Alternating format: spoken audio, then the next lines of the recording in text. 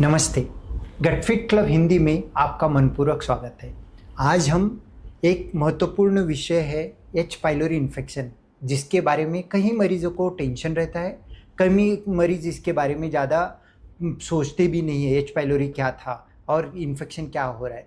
इसी के बारे में एक एक्सपर्ट डॉक्टर श्वेता मैडम से हम एच पाइलोरी के बारे में जानेंगे। और आपने अब तक गटफिट क्लब हिंदी अगर सब्सक्राइब नहीं किया है, ज़रूर हमारा चैनल सब्सक्राइब करिए। इस चैनल पर हम पेट के बारे में लगभग जो भी संबंधित वीडियो है लाने की कोशिश करते हैं। और कोई चीज़ आपको पूछनी होगी तो कमेंट बॉक्स में पूछिए, हम उसके ऊपर वीडियो लाने की कोशिश करेंगे। नमस्ते, गटफिट क्लब में आज आपका स्वागत है। आज हम गटफिट क्लब में एक अनोखी विषय के बारे में समझने की कोशिश करेंगे।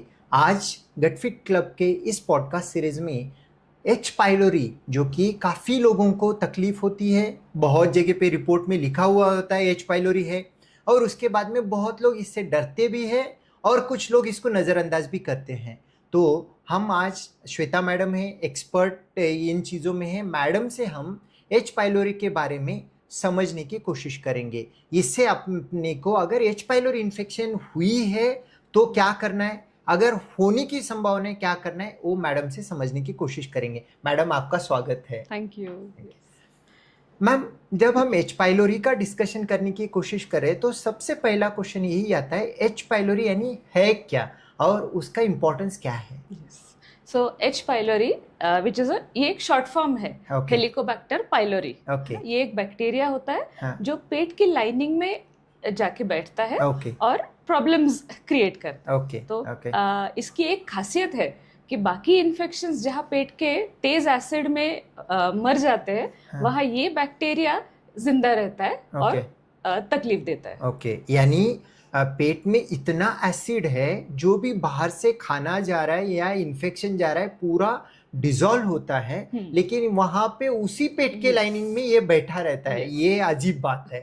ये ऐसा होता क्यों है मैम? एच पाइलोरी वहां पे इतने एसिड में कैसे जिंदा रह सकता है? सो ये एच पाइलोरी बैक्टीरिया जो है ये एक एंजाइम सिक्रीट करता है, यूरिएज नाम का। और ये यूरिएज जो बैक्टीरिया के अराउंड जो एसिड है उसे ये न्यूट्रलाइज करता है और उस वजह से ये बैक्टीरिया जिंदा रहता है। यानी वो वहां पे एंजाइम सिक्रेट करेगा और खुद के बाजू में एक कवच बना के बैठेगा, जिससे एसिड जितना भी बाहर चले अंदर कुछ उसको नहीं होगा। एच पाइलोरी इन्फेक्शन किसी को होता कैसे है और क्यों होता है? ये एच पाइलोरी इन्फेक्शन बहुत कॉमन इन्फेक्शन है। और ये काफी बार बाहर का कुछ अनहाइजीनिक हम खाना खाते या पानी पीते, उससे ये कॉमनली आता है। यानी मुंह से अपन खाने में कुछ गड़बड़ की तो उससे होने की एक संभावना रहती है। अगर एच पाइलोरी किसी को हुआ है तो उसके बारे में इतना सोचना क्यों है? यानी एच पाइलोरी को ऐसे ही कुछ खाने से हो रहा है तो बहुत सारे इन्फेक्शन होते हैं, तो एच पाइलोरी इन्फेक्शन का इतना बवाल क्यों है, सोचना क्यों है एच पाइलोरी इन्फेक्शन के बारे में? बहुत अच्छा सवाल है सर। एच पाइलोरी इसे हमें क्रॉनिक इन्फेक्शन कहते हैं। मतलब आपको कल इन्फेक्शन हुआ और आज तकलीफ हो रही है, ऐसे नहीं होता। सो ये इन्फेक्शन बहुत लंबे समय से पेट में होता है और धीरे धीरे जैसे ये प्रॉब्लम्स क्रिएट करता है, सिंपल जिसे हम साधारण एसिडिटी कहते हैं, वो एसिडिटी के लक्षण से हमें तकलीफ होते रहती है। और जितना ये लॉन्ग टर्म पेट में रहेगा उतने वो प्रॉब्लम्स बढ़ते जाएंगे और आगे जाके कॉम्प्लिकेशंस भी होते हैं। क्या क्या प्रॉब्लम होते हैं मैम? एच पाइलोरी किसी को अंदर है, आप बोलते हो एच पाइलोरी की वजह से एसिडिटी जैसा ही प्रेजेंट करता है, लेकिन एच पाइलोरी है तो अगर उसको एसिडिटी बोल के हम दवाई लेंगे, उसको नेग्लेक्ट करेंगे, कुछ भी ट्रीटमेंट नहीं करेंगे एच पाइलोरी का, तो लॉन्ग टर्म में एच पाइलोरी पेट में रहने से किसी को क्या दिक्कत, छोटी से छोटी या बड़ी से बड़ी, क्या हो सकती है? छोटी से छोटी दिक्कत है एसिडिटी। ये नॉर्मल एसिडिटी जैसे ही सिम्टम्स होते हैं, बार बार होती है, बार बार आप दवाई लेंगे, टेम्पररी ठीक हो जाएगा, दोबारा एसिडिटी के सिम्टम्स होंगे। ये तो सिंपल सी लक्षण है। लेकिन आगे जाके जितने लंबे देर तक ये एच पाइलोरी पेट में रहेगा, वो एक कुछ अल्सर्स क्रिएट कर सकता है। मतलब जख्म होते हैं, पेट की लाइनिंग में छोटे जख्म है जिसे अल्सर्स कहते हैं। बाकी एक मोल्टोमा करके कंडीशन होती है जो एक बेनाइन कंडीशन है, ट्यूमर टाइप, लेकिन और आगे जाके कुछ रेयर कंडीशंस में, रेयर पेशेंट्स में ये कैंसर भी क्रिएट कर सकता है। यानी एच पाइलोरी नज़रअंदाज करने से, ट्रीटमेंट ना करने से एसिडिटी क्योर ना हो, बार बार एसिडिटी हो जाए, या उसका माल्टोमा से कैंसर तक भी होने का एक पॉसिबिलिटी Risk रहती है, है। ऐसा बोला जा सकता है। अगर किसी को ये एच पाइलोरी इन्फेक्शन है, आप कैसे सस्पेक्ट करते हैं किन चीज़ों के वजह से किसी को पेट में जो भी एसिडिटी एच पाइलोरी का हो सकता है, ऐसे हम कैसे समझ लें? सो एच पाइलोरी, आप फर्स्ट सिम्टम से एच पाइलोरी का नहीं सोचते यूजुअली। हाँ, जब आपकी एसिडिटी दोबारा हो रही है, आप दवाई लेके भी वो ट्रीट नहीं हो रही है एसिडिटी, और काफ़ी लंबे टाइम से, कुछ महीनों से एसिडिटी के लक्षण है। जैसे लक्षण क्या होते हैं कि जैसे पेट फूला हुआ लगता है, डकार आती है, भूख नहीं लगती, ज़्यादा गैसेस हो रहे हैं, जलन हो रही है, ये सारे एसिडिटी के लक्षण हैं। और Okay. ये अगर लॉन्ग टर्म आपके चल रहे हैं एसिडिटी के सिम्टम्स, तो फिर एच पाइलोरी सस्पेक्ट करना है और उसे डिटेक्ट करना है। ओके, यानी एसिडिटी साधारण सी गोलियों दवाई से सही नहीं हो रही है, बार बार दवाई गोली लेने की जरूरत पड़ रही है। हाँ। लंबे समय से अगर आपको एसिडिटी है या पेट की शिकायत है, शायद एच पाइलोरी का इन्फेक्शन अंदर सकता होने की है। एक पॉसिबिलिटी, ऐसा सोच सकते हैं। अगर किसी को एच पाइलोरी है, ये किस जांच से या कौन सी जांच से हम एच पाइलोरी डायग्नोस कर सकते हैं, इसके बारे में थोड़ा बता सकते हैं ma'am? Yes, so H pylori detect करने के लिए एक 2-3 सिंपल से टेस्ट है। सबसे सिंपल टेस्ट होते हैं स्टूल एंटीजन टेस्ट या फिर ब्लड टेस्ट। ओके, ये ओके। दोनों भी टेस्ट बहुत सिंपल है, लेकिन इन दोनों की एक्यूरेसी बहुत कम है। यानी स्टूल में से एच पाइलोरी देखना या ब्लड में से एच पाइलोरी देखना, उसका सेंसिटिविटी कम है, कर Yes. सकते हैं लेकिन सेंसिटिविटी हाँ, कम है। और Okay. दूसरा एक ड्रॉबैक है उसका, एक कि आपको इन दोनों टेस्ट में ये नहीं पता चलेगा कि ये इन्फेक्शन अभी प्रेजेंट है या ये पुराने इन्फेक्शन के एंटीबॉडीज है। ओके, सो आप अगर और दूसरे टेस्ट है ब्रेथ टेस्ट ओके, और एंडोस्कोपी। Okay. सो इन दो टेस्ट से आपको एक्यूरेट डायग्नोसिस मिल सकता है एच पाइलोरी इन्फेक्शन का। ओके। एंडोस्कोपी यानी कैसे एंडोस्कोपी में एच पाइलोरी समझता है, इसके बारे में कुछ बताएंगे मैम? एक आधा पेशेंट मरीज है, बार बार एसिडिटी हो रही है, तो उसमें एच पाइलोरी का टेस्टिंग करना है बोल के डॉक्टर को बोलना ज़रूरी है, या रूटीनली किया जाता है, या किया जाता है तो किस तरीके से होता है, या कब पेशेंट को समझना है कि मेरे एंडोस्कोपी में एच पाइलोरी का टेस्टिंग किया और मैं पॉजिटिव हूँ, ये किस तरीके से होता है, इसके बारे में कुछ समझाएंगे मैम? यस, सो एंडोस्कोपी यूजुअली पेशेंट्स के लिए की जाती है जब सिम्टम्स काफ़ी दिनों से चल रहे हैं, ट्रीटमेंट के बाद भी रिलीफ उतना नहीं आ रहा है जितना आना चाहिए।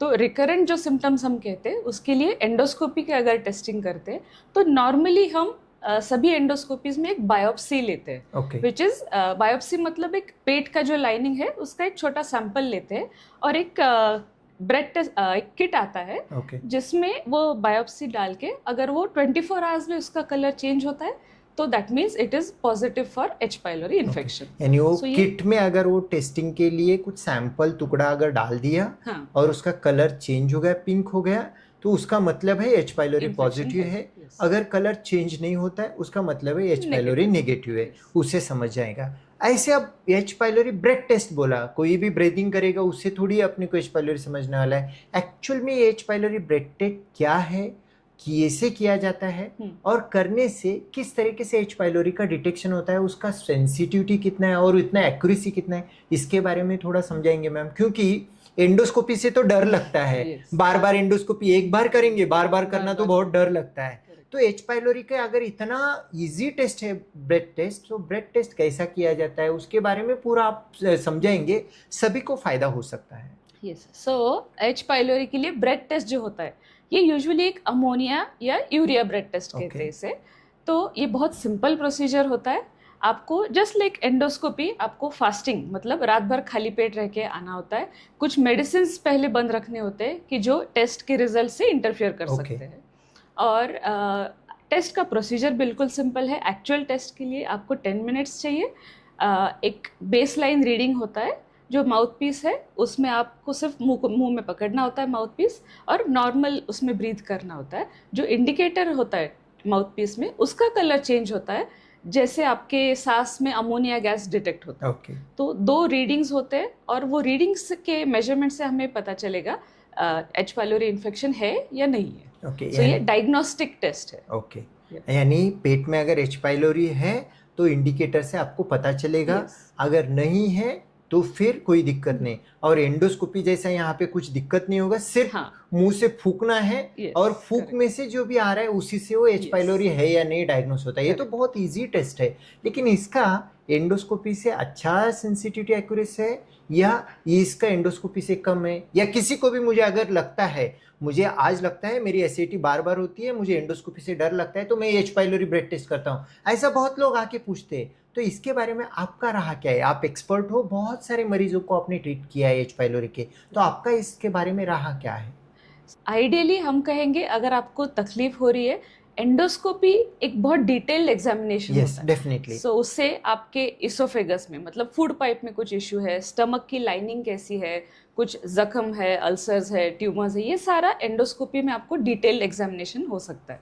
लेकिन अगर आप ब्रेथ टेस्ट करेंगे तो वो सिर्फ आपको एच पाइलोरी इन्फेक्शन है या नहीं वही बताएगा। तो फर्स्ट इन्वेस्टिगेशन हम हमेशा एंडोस्कोपी सजेस्ट करेंगे, और उसके बाद फॉलोअप के लिए एच पाइलोरी क्लियर हुआ या नहीं ये देखने के लिए हम ब्रेथ टेस्ट करते हैं। Wonderful ma'am. क्यों ये बोलना जरूरी है मैम? क्या है, बहुत सारे मरीजों को लगता है एच पाइलोरी के हम एंटीबायोटिक देंगे सही हो जाएगा, लेकिन अंदर अगर ज़्यादा अल्सर है, किसी किसी मरीज में हम सोचते भी नहीं है, 40 साल का एज है, इसमें कैंसर का क्या शिकायत हो सकता है, सोचते भी नहीं, उस पेशेंट में कैंसर का होगा, तो एच पाइलोरी का ब्रेथ टेस्ट करके एच पाइलोरी ट्रीटमेंट में लगभग 2-3 महीना वेस्ट हो सकता है। तो शायद फर्स्ट एंडोस्कोपी करके एक डिटेल पूरा एग्जामिनेशन करना, और अगर उस जगह पे एच पाइलोरी पॉजिटिव है, फॉलोअप के लिए एच पाइलोरी ब्रेथ टेस्ट करना सही बात है।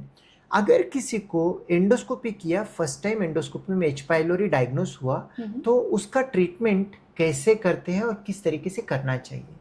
ओके, सो एच पाइलोरी की ट्रीटमेंट के लिए काफ़ी गाइडलाइंस सेटअप है, ये world wide same guidelines follow होते हैं।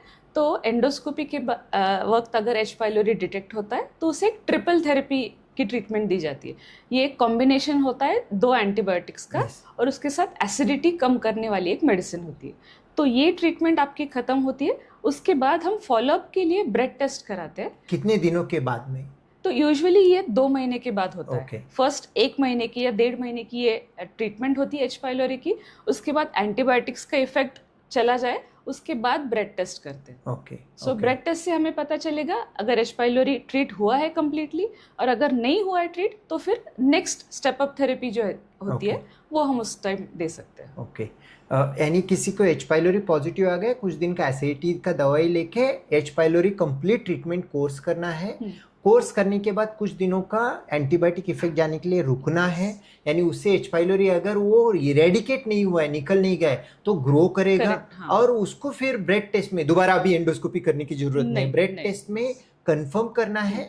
अगर ब्रेथ टेस्ट में कंफर्म आ गया तो सेकेंड टाइम और उसको स्टेप अप एंटीबायोटिक देके सॉल्व करना है, क्योंकि इंडिया में बहुत सारा रेजिस्टेंस है। Yes. अगर समझो 2 बार भी किया, उसके बाद में उसका एसिडिटी का सिम्टम है, एच पाइलोरी पॉजिटिव, फिर क्या करना है? तो और एक थर्ड लाइन थेरेपी भी होती है। ये कब तक जाना रहता है, किस तरीके से आप डिसाइड करते हैं? ये आपके सिम्टम्स पे डिपेंड करेगा। एज पर गाइडलाइंस आप 1 या 2 बार टेस्टिंग कर सकते हैं, लेकिन हर बार थोड़ी एसिडिटी हो रही है और मुझे ब्रेथ टेस्ट कराना है, दैट इज नॉट इंडिकेटेड। सो आपके सिम्टम्स की सिवियरिटी और ट्रीटमेंट जैसे हुआ है उसके हिसाब से हम टेस्टिंग करते हैं। अगर एच पाइलोरी पॉजिटिव है तो एंटीबायोटिक लेना, उसको इरेडिकेट करना, एटलीस्ट 1-2 अटेम्प्ट और 3 अटेम्प्ट देके उसको कंप्लीट नॉर्मलाइज करना जरूरी होता है, यही अपन समझ सकते हैं। एच पाइलोरी के साथ में एसिडिटी का मेडिकेशन और कुछ दवाई देना पड़ता है, क्यों देना पड़ता है मैम? एच पाइलोरी की ट्रीटमेंट के लिए अगर हम एसिड लेवल कम रखेंगे तो एंटीबायोटिक्स का इफेक्ट उस बैक्टीरिया पे करेक्टली होगा, वो बाहर आके बैठेगा। यस, और वो बैक्टीरिया कंप्लीटली ट्रीट होगा। जब तक एसिड लेवल है पेट में, वो बैक्टीरिया का ट्रीटमेंट डिफिकल्ट होता है, रेजिस्टेंट होता है बैक्टीरिया। बहुत सही है मैम, ये सभी इंफॉर्मेशन बहुत अच्छी तरीके से पता चलता है। अगर कोई मरीज घर में एच पाइलोरी आ गया, आज कोई मरीज आ गया, कोविड के वक्त में किसी को कोविड हो गया तो बाकी घर वाले दूर रहते थे, किसी को अगर एच पाइलोरी डायग्नोस हो गया घर में, बाकी मेंबर को प्रिकॉशन लेने की ज़रूरत है या उसको आइसोलेशन में रखने की ज़रूरत है, या किस तरीके से ट्रीटमेंट के वक्त में ख्यालात लेने की ज़रूरत है, उसके बारे में कुछ समझा के बोलेंगे ma'am? So H pylori infection बहुत कॉमनली इजीली स्प्रेड होता है, पर्सन टू पर्सन कांटेक्ट है, या फिर हम जब एक दूसरे की चीज़ें शेयर करते हैं, पानी का ग्लास हमने शेयर किया, तो ये इन्फेक्शन स्प्रेड हो सकता है। लेकिन इसे प्रिवेंट करने के लिए बेसिक हैंड हाइजीन जो है, जैसे कोविड में हम अच्छे से हाथ धोते थे, hand washing is the main precaution, और बाकी किसी को आइसोलेशन में अलग रूम में रखने की ज़रूरत नहीं है। फैमिली में हो सकता है कि सभी को इन्फेक्शन है, लेकिन जिन्हें तकलीफ हो रही है, एसिडिटी के सिम्टम्स है, उन्हें टेस्टिंग करना ज़रूरी है। अगर तकलीफ नहीं है तो टेस्टिंग की तो ये बहुत सही बात है। अगर मुझे एच पाइलोरी हो गया बोल के हर फैमिली का देखना वो सही नहीं है। कोई मरीज को बार बार एसिडिटी हो रही है, एच पाइलोरी पॉजिटिव है, उनमें खान पीन का क्या सुझाव देना चाहेंगे आप मैम? आपका खाना पीना जितना होममेड, घर पे बना हुआ, सिंपल, इजी टू डाइजेस्ट खाना हो, उतना पेट की तकलीफ कम होती है। आपको ज़्यादा मसाले वाला अगर खाएंगे, ज़्यादा तला हुआ फ्राइड आप फूड खाएंगे, तो उससे और तकलीफ बढ़ेगी। जितना सिंपल फूड आप खाएंगे उतना पेट को आराम मिलता है, और जो पेट की लाइनिंग है, अंदरूनी लाइनिंग, उसकी सूजन जल्दी कम होती है और आपके सिम्टम्स कम होते हैं। बहुत अच्छी बात है। कई मरीज में एच पाइलोरी ट्रीटमेंट चालू करने के बाद में सूट नहीं होता, ऐसे कंडीशन में आप क्या सुझाव देते हैं या क्या करते हैं? यूजुअली एच पाइलोरी ट्रीटमेंट के लिए एंटीबायोटिक ही बेस्ट ट्रीटमेंट है, बट कुछ लोगों में सेंसिटिविटी, एलर्जी हो जाती है, नहीं टॉलरेट होते एंटीबायोटिक्स, तो एक प्रोबायोटिक की ट्रीटमेंट का ट्रायल होता है। एक महीने की प्रोबायोटिक ट्रीटमेंट से कुछ केसेस में एच पाइलोरी ट्रीट होता है, but this is all in trial. सबसे अच्छा एच पाइलोरी को एंटीबायोटिक से, बैक्टीरिया है एंटीबायोटिक से, वो भी लंबे 10 से 15 दिन का कोर्स देके ही उसको सॉर्ट आउट करना पड़ता है। बहुत अच्छा इन्फॉर्मेशन है मैम एच पाइलोरी के बारे में। शायद इतना इजीली सभी चीज़ें नहीं समझ में आती है, बहुत अच्छी तरीके से इन्फॉर्मेशन आपने दिया है, और जिसको मरीज को एच पाइलोरी है उसके लिए बहुत मददगार हो सकता है। जाते जाते एच पाइलोरी के बारे में एक समराइज फॉर्म में कुछ बोलना चाहना है तो बोल सकते हैं ना? मैं इतना ही कहूँगी, एच पाइलोरी को नज़रअंदाज नहीं करना है। एसिड, जिसे हम साधारण एसिडिटी कहते हैं, वो सिम्टम्स अगर काफ़ी लंबे समय से चल रहे हैं, बार बार ट्रीट करने पर भी क्लियर नहीं हो रहे सिम्टम्स, तो उसके मूल कारण का जांच करना ज़रूरी है। बार बार एसिडिटी हो रही तो एच पाइलोरी हो सकता है, और एच पाइलोरी होगा तो डरने की भी कोई जरूरत नहीं है, वो ट्रीट हो सकता है, ट्रीटेबल है। यस। और दर्शक जो भी हमारा पूरा अभी तक का पॉडकास्ट देख रहे हैं, उन्हें अब देखा है ये समझने के लिए कोई वर्ड आप सुझाव करेंगे तो टाइप करेंगे तो अपने समझ में आ सकता है, पूरा उन्होंने वीडियो देखा है, उनको समझ में आया है। आप सिंपल सा H.पाइलोरी इतना अगर टाइप करेंगे तो आपको ये समझ। आपको अगर हिंदी में और कोई शिकायत के बारे में, जो भी पेट के तकलीफ के बारे में समझना है, तो इस चैनल के कमेंट बॉक्स में लिख सकते हैं। हम कोशिश करेंगे कि उसके बारे में और कोई इन्फॉर्मेशन वीडियो बनाने की हम कोशिश करेंगे। धन्यवाद मैम। धन्यवाद। पूरा वीडियो देखने के लिए मनपूर्वक धन्यवाद। आपने इस वीडियो में एच पाइलोरी क्या है, क्यों होता है, कैसे ट्रीट करते हैं, रिपीट एच पाइलोरी का टेस्टिंग कब करना है, सभी जानकारी आपने एक एक्सपर्ट से सुना है। अगर आपको ये वीडियो इन्फॉर्मेशन के लिए मददगार होगी तो हमारा चैनल लाइक करिए और चैनल सब्सक्राइब करिए। धन्यवाद।